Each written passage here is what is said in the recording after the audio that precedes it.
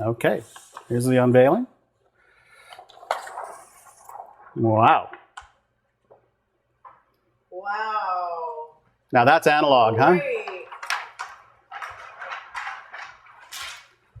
I love it. Do you love it? I think it came out great.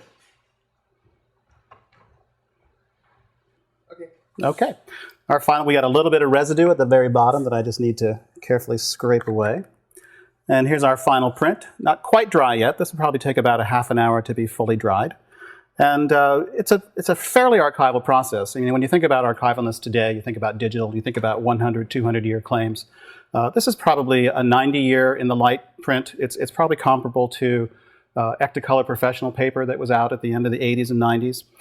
If well cared for, and we have prints going back to 30, 35 years now that have been well cared for and are just fine. So it is reasonably long lasting. You do have to take good care of it.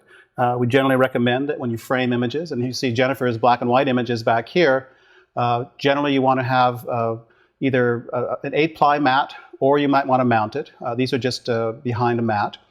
Sometimes you might want to use museum glass or UV plexi to keep the UV barrier from it. And it's just common sense. You want to store these pictures in a low humidity environment, in a reasonable foot candle environment, just like museums do. I'll never forget when I went into the Louvre once and saw this one back room that had these Degas and Odilon Redon pastels in glass cabinets that were so dark you could barely see them. That told me something about archivalness, that if the Degas, as valued as they were, needed that kind of protection, it's just kind of common sense what you do with that. So, Scott Shepard. Personal work I've done with the camera over the years.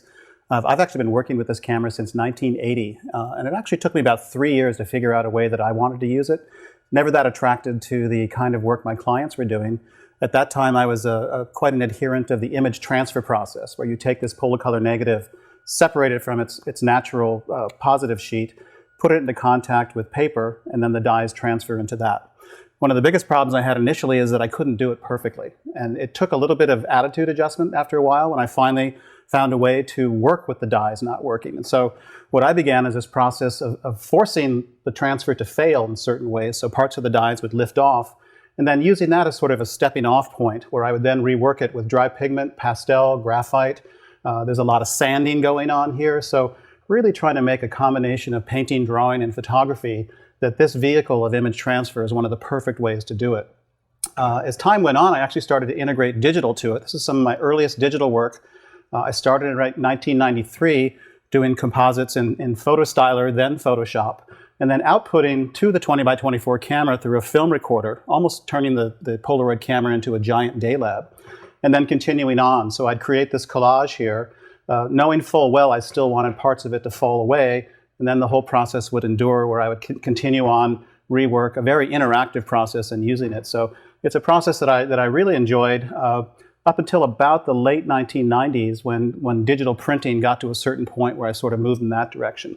But this period of time that I worked in the transfer process is probably one of the fondest creative experiences I remember. Thank you for joining us, and please feel free to come by for a tour of the 20 by 24 studio, or to see the camera, or to rent. We can be found at www.20x24studio.com or at 212-925-1403. And thank you for joining us. So I'm John Reuter. This is Jennifer Trausch. We hope to see you here.